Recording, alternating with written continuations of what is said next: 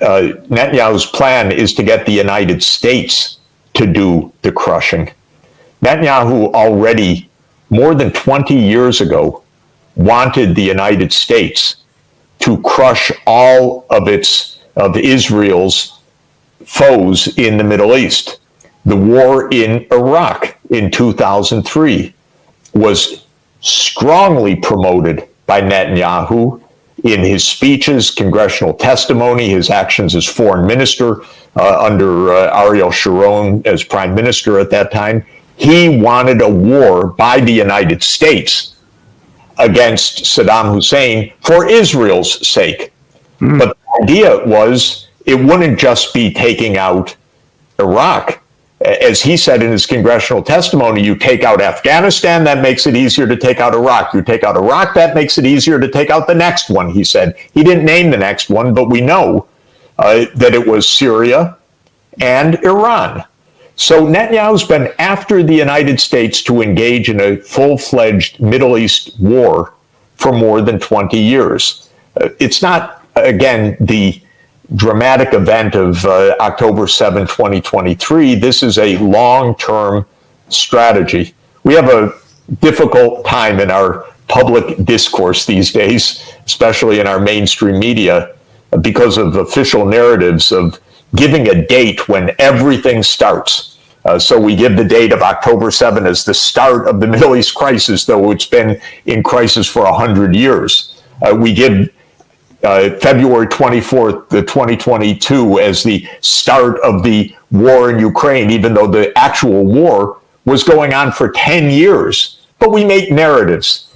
And my point is the current narrative that's common is, well, Israel was attacked brutally in a terrorist attack on October 7th, 2023, and now there is risk of a spreading war. No.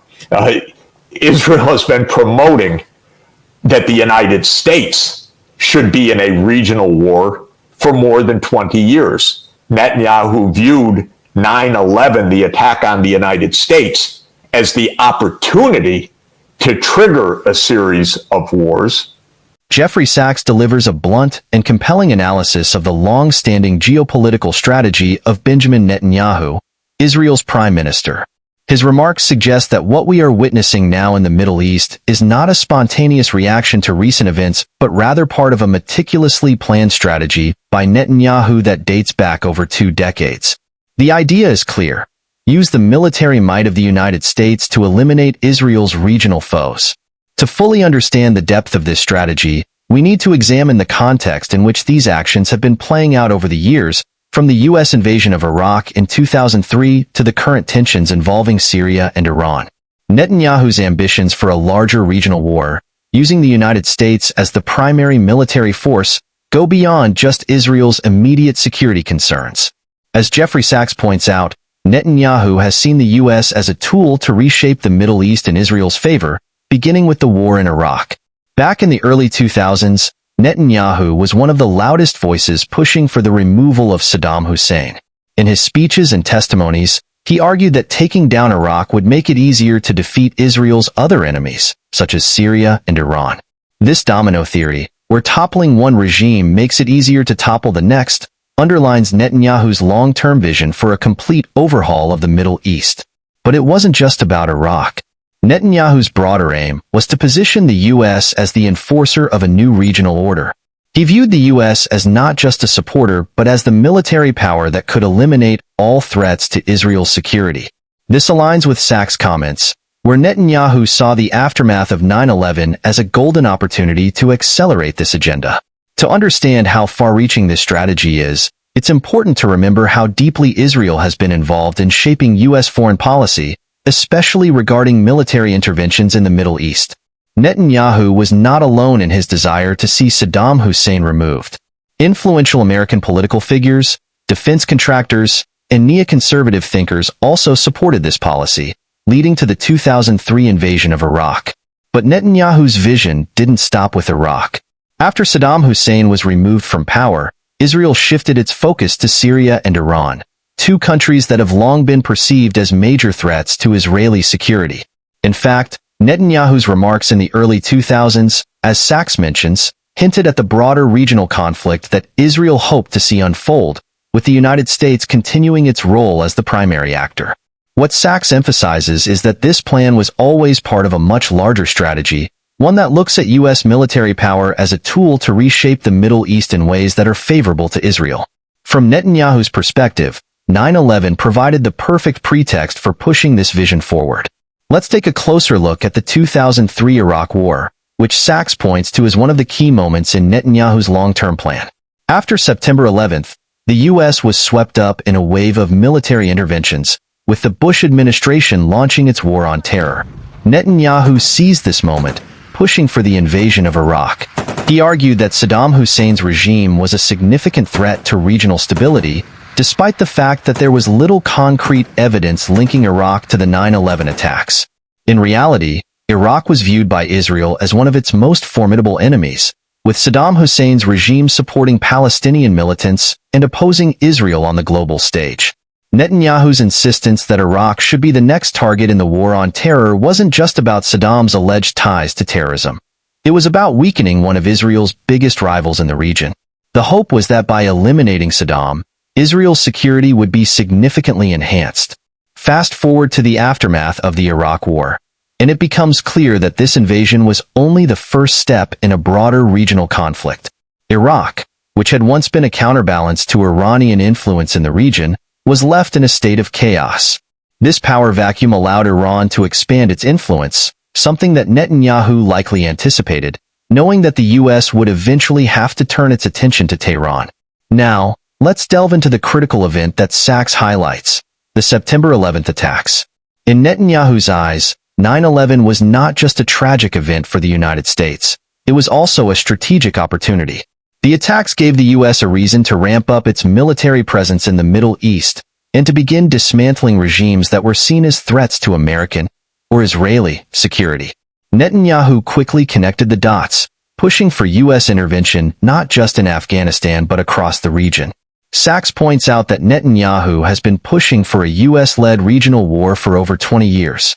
The narrative that this is something new, sparked by the October 7, 2023 attacks, ignores the long history of Netanyahu's calls for the U.S. to take a more aggressive stance in the Middle East.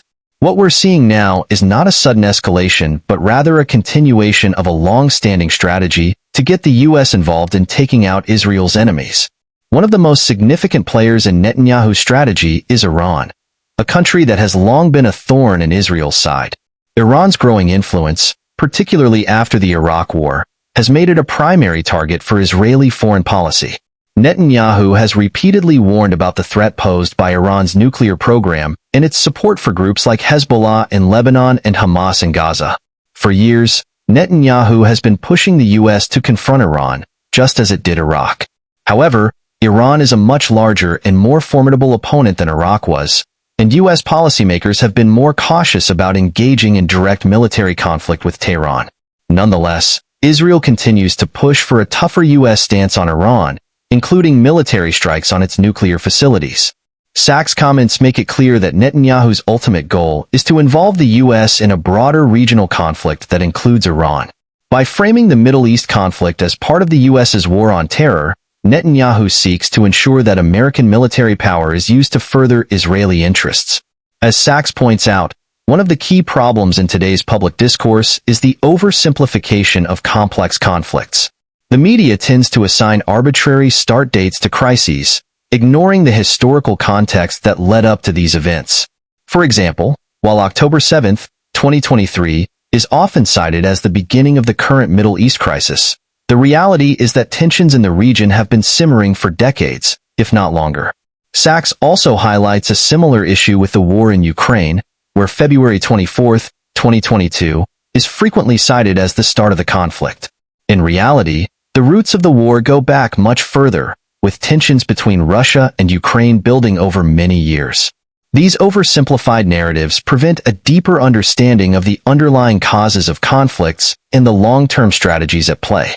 By focusing on the larger, decades-long strategies of leaders like Netanyahu, Sachs encourages us to look beyond the headlines and to question the narratives that are often pushed by mainstream media and government officials. Jeffrey Sachs' analysis sheds light on a key aspect of Israeli foreign policy that is often overlooked. Netanyahu's long-term strategy has always been to involve the United States in a broader regional conflict, using American military power to eliminate Israel's enemies.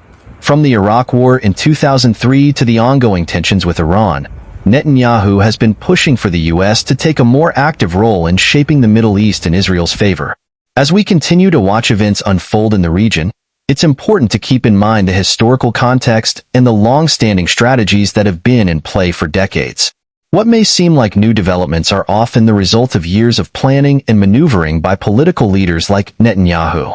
Understanding these strategies is key to making sense of the current conflict and predicting what may come next. According to Jeffrey Sachs, Netanyahu's plan is to get the United States to do the crushing. Netanyahu already, more than 20 years ago, wanted the United States to crush all of Israel's foes in the Middle East.